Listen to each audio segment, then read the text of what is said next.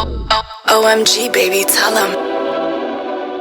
Hey there, welcome to Powered by Backers. It is Justin Fox. I am here joined by Zach Jones. Zach, thank you very much for joining me. Yeah, thanks for having me on. Cool. So, yeah, as we talked about, you had a bit of a leak in your house, so hopefully you're not underwater. Are you in your basement there? Or No, I'm upstairs now. Oh, okay. Okay, perfect. There you go. Awesome. So welcome to the show. So Zach, just a very quick intro. So you are, you own a digital creative content agency, and previously worked in fashion marketing, and you sold that business in 2019. What is the name of your digital agency? We're called Spear Limited. Spear Limited. Perfect. Okay, so give me sort of a background. What is a digital creative content agency exactly? Yeah, so I mean, essentially, Justin, it's anything digital content that you can think of. That's what we do. We specialize a lot in website design and development, social media marketing and advertising, and a lot of promotional advertising as well. Cool. Okay, so we'll get into that in a bit, but let's talk about a little bit about your background, maybe, so we can get to a picture of who you are, what brought you to this point today. So you mentioned you sold the business in 2019. Tell us a little bit about that experience and sort of what brought you to that point. Absolutely. So that experience was actually one of my first successful ones into the entrepreneurial ventures there. So we created a platform to help with sales in fashion and lifestyle, specifically smaller companies. We noticed these companies were having a difficult time finding their own voice, being able to compete with the bigger guys. So we essentially developed a system that allowed to bring the personal shopper to the everyday person online. It was a great algorithm. It was very, very, very cool. And we got a great opportunity to sort of find our way out of that, to allow it to grow and to become what it is today with another company. So we took that opportunity. So tell us a little bit more. Okay, so you've got smaller, I'm assuming, just correct me if I'm wrong, but smaller retailers that are looking to create sort of a personal shopping experience for their buyers in store or virtually? Virtually. Virtually. Okay. So I'll tell you the story here, Justin. It's actually kind of funny. So I was with my business partner, and we were flipping through like a Cosmopolitan magazine or something like that, and it had these quizzes. What are you going to wear on a date? What's your favorite thing to wear? Exactly. How attractive are you to the other sex? Those types of things, right? Precisely. Yes. Right. So we kind of got this idea of, everybody likes answering these questions. Why don't we bring this online and find people's personal style? Okay. That's how it all started. And then we went to approached these kind of smaller vendors, smaller retailers, smaller clothing brands. And we proposed the idea of, hey, we'll provide you free marketing, free advertising. We'll sell all your stuff for you on our platform, and we just take a percentage of each sale. So they were all over that, and that's how it started. And then from there, it had developed into this sort of personal shopper per se. Right. Okay, interesting. So I mean, I'm interested very much in the technology side, like understanding. So personal shopper. So give us maybe like the sort of the UX of the personal shopper experience. Like, what was the experience for a user? Like, what if I log in? What's the experience I'm getting? I just think that's interesting. I'd love to understand a little more how that worked. Yeah, it is interesting. As far as we're concerned, nobody's really done anything quite like that before. So it kind of asks you a bunch of these questions about yourself. Right. And it was, what's your dream car? What's your dream job? What are you going to wear to school? What are you going to wear on a date?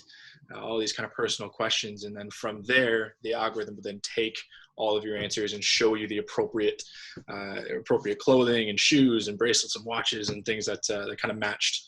Right. So it would be sort of like machine learning a little bit, like. Exactly. Yeah. Okay. So you're kind of taking. It's an algorithm. You're taking 100 questions. You're based on the answers, A through, C, D, or whatever, like multiple choice, right? Then you're gonna say these are your fits, your matches. Exactly. Just a very simple funnel system. It's very interesting. Okay, cool. So you've sold that. So prior to that, what were you doing prior to that? Is that sort of your first? You mentioned you had some failures. Let's talk about. Everyone loves to hear. Everyone, I think the joke is, baseball. You literally fail like a successful baseball career is failing, 7 times out of 10. So, that's a successful baseball career. So tell us a little bit about some of the past experiences that you've gotten or had before this. Definitely. I mean, there's definitely a lot of wrongs before I got one right. Right. As with 90% of the entrepreneurs out there. Right. Oh man, we had some crazy ideas.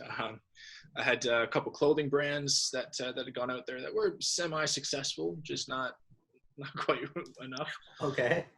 Anything? Where are you based out of? You're in Toronto, right? Based out of Toronto, correct? Yeah. So where are any brands that we've may have come across or? Oh, probably not. Not that big. No, nothing. No, nothing like TO or any of those types of ones. T-Dot. No, they're just little small kind of brands. Okay. And we did represent some other brands out west as well. That was primarily where we had focused our attention. Okay. But like I said, there's definitely a lot of wrongs before we got it right, and a lot of big errors. And we tried everything digital we could, right, until eventually we'd stumbled upon this algorithm that was kind of cool. So we stuck with that.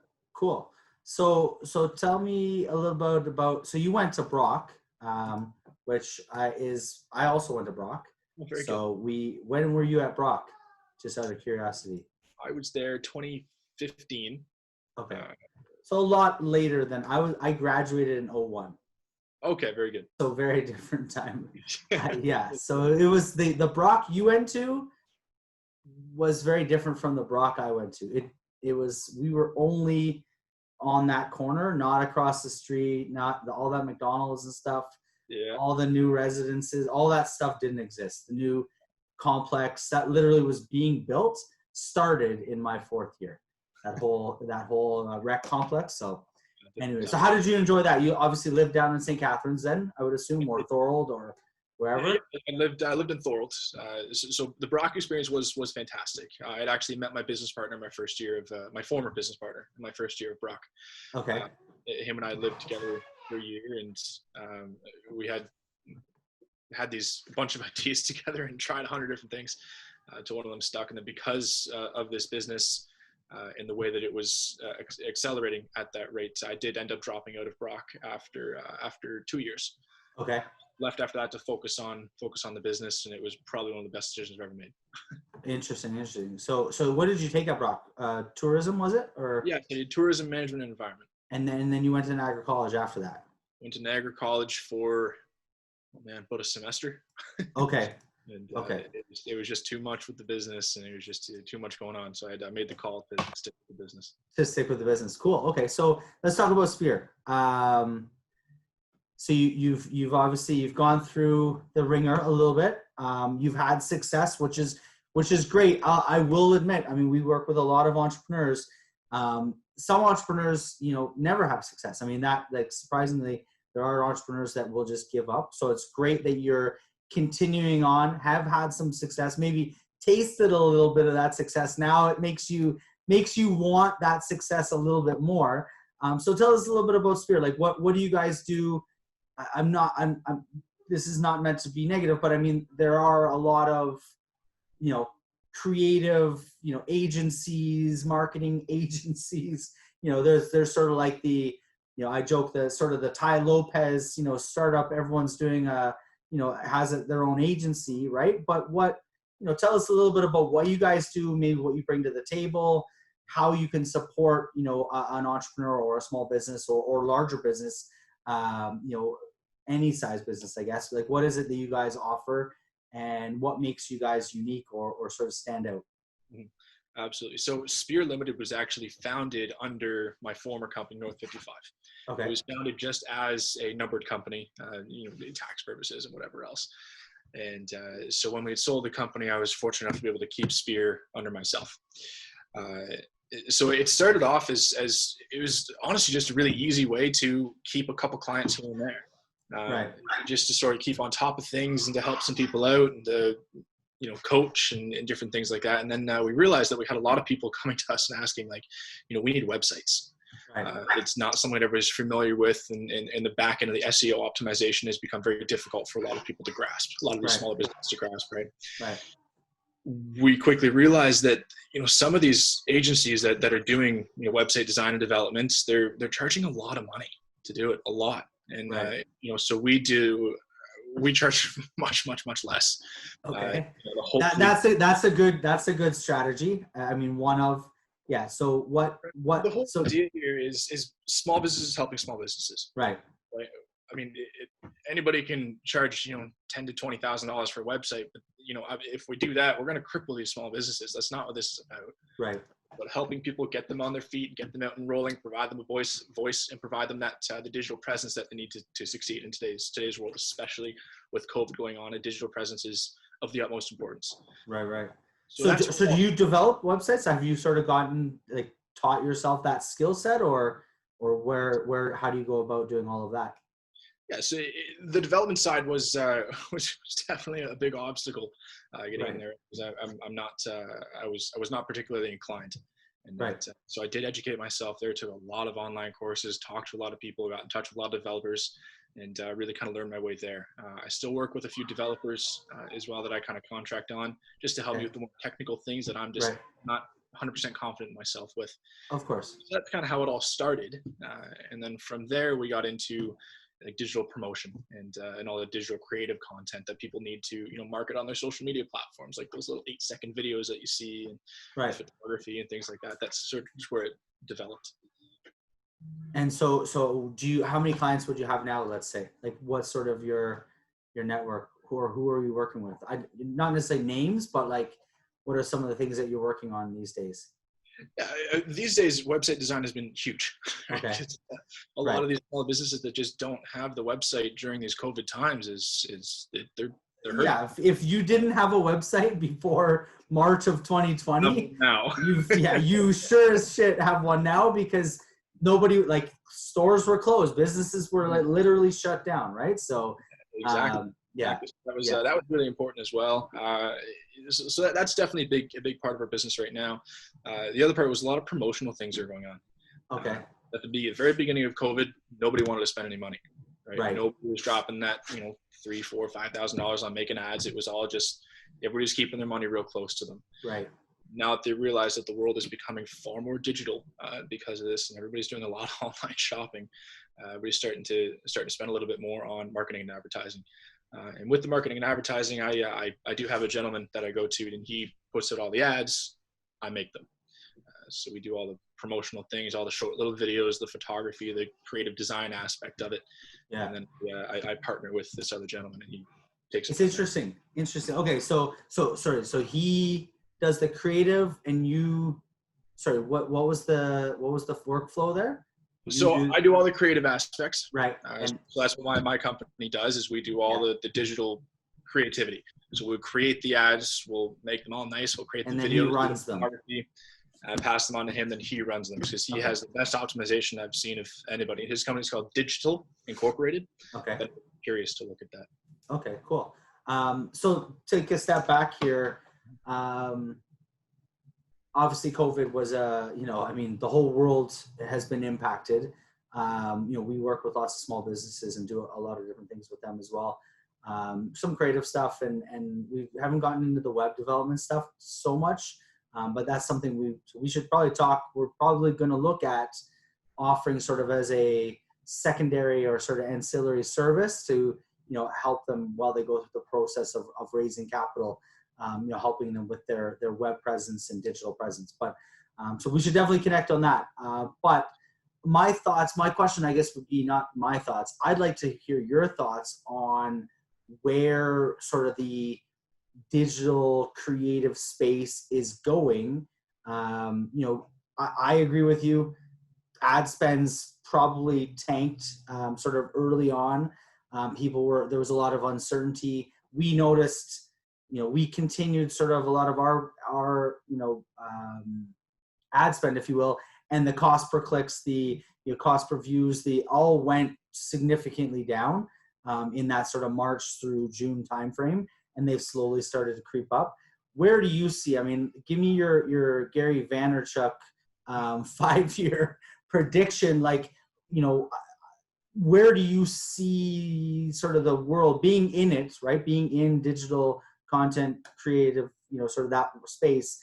Where do you see the world going? Like, what if I'm a entrepreneur? what should I be looking at? I mean, we all know Facebook and Google, but what's sort of next? Mhm. Absolutely. It's very interesting. There's definitely multiple answers to that question. And you're absolutely right, Justin, when you say there is a direct correlation when you look at the ad spend and the clicks per view down the COVID timeline. Right. So you're looking into the future. Yes, we have Facebook and Instagram and all those. And I mean, that's great. And the ad spend on those has been interesting. And especially in the past few weeks, with this whole Facebook boycott going on, and that's been an interesting obstacle to dodge for all of us. To see the best way to kind of to approach that. So coming down the line, I do think Facebook is going to be it is still going to remain the largest advertising source that we have on a digital platform.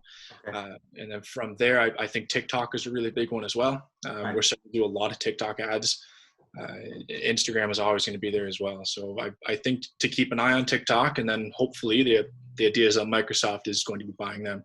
In which case, I think Yeah. So okay, I was gonna say TikTok. I actually had an account. I still have it, I guess, technically. And at the beginning of COVID was doing some stuff with the kids. And so do not look up my name or anything. It's just stupid. But I always wondered, I kind of did it just to sort of get a feel for the platform, to see if we could use it in some way. And I saw some brands early on, like we're talking like March, January, February, March, April, sort of the first quarter there. I saw some brands doing some things, but like how are you suggesting companies use it, or what are some of the ideas that you're using? Whether it's organic, or I guess the other question is, how has TikTok changed in even the past 3 months, maybe since I've last been on it, where there actually are that you can have ad spend on it, and there are ads. Like, give me sort of those two sides of it. What are your thoughts on the organic side and on the ad side? Well, the organic side, I mean, if you look at the audience of TikTok, it is definitely a younger generation. Right. So the companies that we are representing via TikTok, majority of them are lifestyle brands. Okay. Whether that be clothing, accessories, fashion, things like that. That's I'd say 99% of the people are in that sort of realm. You're not finding any real estate ads. You're not finding home improvement. You're not finding anything like that on the TikTok platform, right? So it's, although the demographics apparently have kind of shifted to be, representative of all the way through, right? From what I had heard. Yeah, it is starting to get that way. I mean, as the platform grows, that's the way it's going to go. Right. I mean, more people are going to be on it. There's going to be more age groups on it, and it's going to turn into what Instagram has thankfully turned into, and not just something for, that 13 to 17-year-olds. Right. Yeah. Because statistically, I mean, I don't know the stats recently, but from my understanding, they went from 700 million downloads to 2 billion within that sort of first bit. Now they're probably at closer to 3. I don't know where the numbers are, but do the statistics? No. Yeah, but they definitely doubled in sort of that the early part of the year. Okay, cool. So give us sort of the organic. What's like the organic play on that? Like, I know it's creativity, right? You want to be creative. You want to follow the trends. You want to find sort of the the hot song, the hot kind of whatever, and maybe do something similar or funny and try and get the views. I would assume that's sort of the organic play. Yes, no, maybe so. Like, how do you get that to tie into your brand, I guess? Absolutely. So that really does come down to the client that we're dealing with. There's some people that want to go with the trends and, and their willingness to be in front of the camera and do whatever, right? Yeah, okay. Exactly. Right. To make something that's going to get the views. Right. We have other brands that want to keep it with their brand. That want to keep it very, professional and really solid, but still kind of get that sort of TikTok vibe. You got to find that balance of creativity in there, and that's okay. That's something that we pride ourselves in being able to do. To find that, okay, cool. So is there a very this is one thing I have not even looked at. Is there a Facebook style, Instagram style, even Twitter style advertising backend for brands to run ads on TikTok? Yes. So you can do it sort of through the Facebook Business Manager. That's where you do your Facebook, your Instagram, and you can really, that's based on the Google platform. Right. No, I mean for TikTok. I mean for TikTok specifically. Do they have like an advertising sort of backend? Yes, they do. They do have a back in there. That is all done. I don't do that. That's not done through me though. Okay. We create the ads. We don't run. Okay. Okay. So you have no real experience on how to like tap into the TikTok backend ad server, if you will. I haven't really done it, to be honest with you. I've seen it done. Okay. So there is, because I think early on, like there was a lot of like I looked at it maybe in January, February, and there was nothing there. Like literally there was no real space to kind of create ads and put a budget in and do that sort of thing. But there was talk that it was sort of coming, and I recall seeing, very, infrequently ads displayed. So I'm assuming somebody was paying for something to get it to me somehow. But absolutely. And if we take a step back there, just to a large part of this is the TikTok influencers. Right? I mean, that's where a lot of these ads are going, is these influencers on board, sending them product, sending them all their, the makeup and the jewelry. Oh, so it's almost like organic, but through like influencer organic. Exactly, right? And then then we give them promo codes. So then those promo codes are determine their value. So that's 95. I need to go watch some more TikTok to catch up on, see what's happening. So people would they then put like the promo code in their whatever in the description of the video, or just like they put the text all over, sort of like you put it as the promo code as the text kind of across the screen. It's a verbal thing, so they'll say it, and then they'll put it in the description, and sometimes they'll put it in there, like you said, just a text overlay. There's hundreds of ways to do it, but to be completely honest with you, Justin, they know a lot more about TikTok than I do. Right. So I sort of leave it to them to plug it the way that you think is the best, and right. Cool. So do you guys have a TikTok account? No, Spear? No. Do you, so how can someone find you guys, I guess? Instagram is the best way. Instagram, okay. So we are Spear Ltd. It's SPIER Ltd. Ltd. Find us there. You can find our website at spearltd.com. Okay. And you can find our Facebook page and pretty much everywhere but TikTok.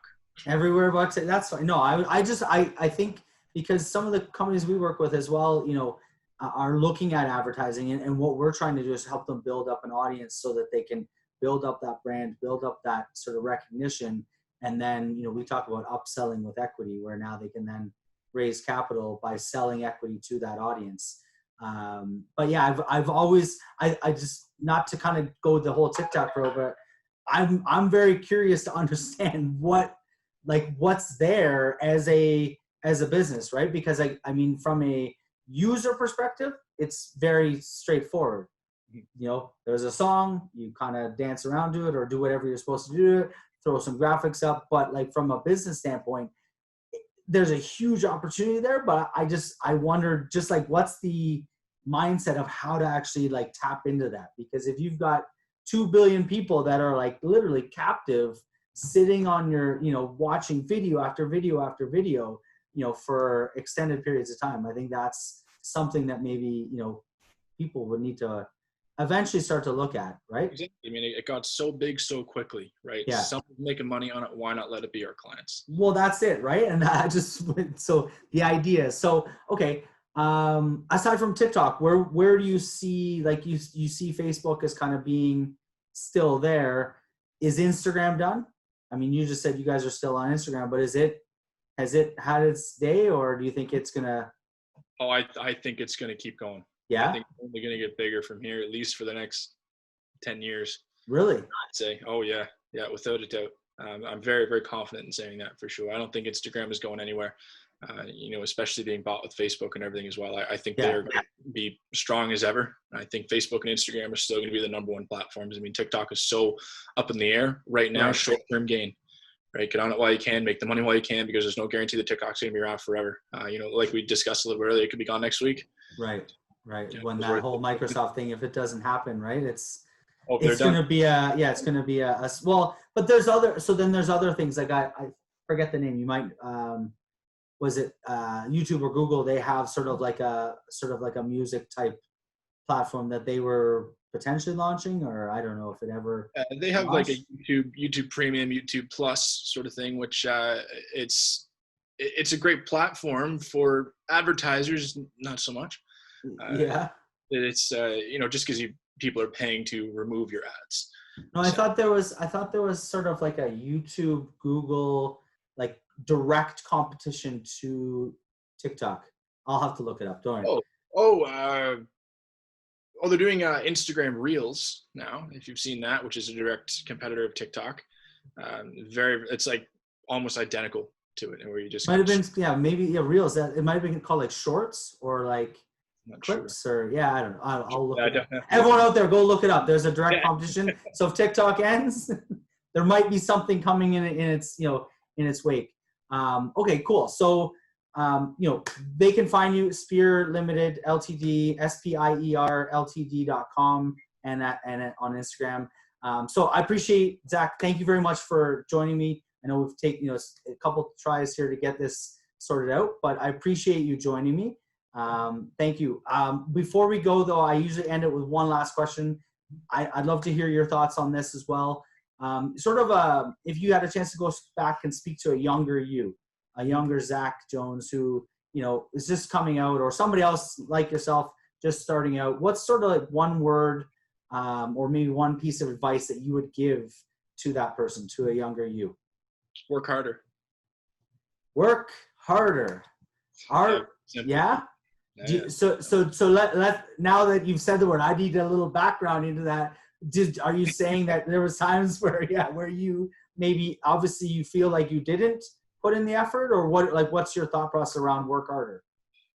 Work harder is pretty simple to me. I mean, there's always room to work harder. Of course. It's not as easy to work smarter, but everybody can work harder.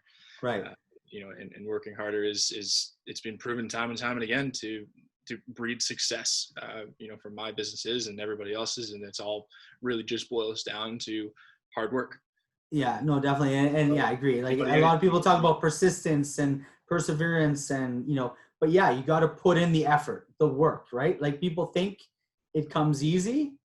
Like you've just said, failure, success, right? It's, and that it's that learning and that work consistently, right? And learning from your... The iceberg metaphor, right? I mean, you only see 10% of the iceberg. You only see the 10% of success, but you don't see the whole 90% of everything else. Of everything else. The late nights, the early mornings, exactly, right? The especially like for someone like yourself, you're learning how to build websites and not sort of coming from that computer science, type background, right? That's probably taken a lot of effort and time, right? So, and a lot of, and the creative side, everything, right? So cool. Well, kudos, congratulations. Keep up the good work. Keep up the hard work, and let's connect. And thanks again for joining me. And everyone else, this is Powered by Backers. Justin, Zach, we are out in 3, 2, 1. OMG, baby, tell them.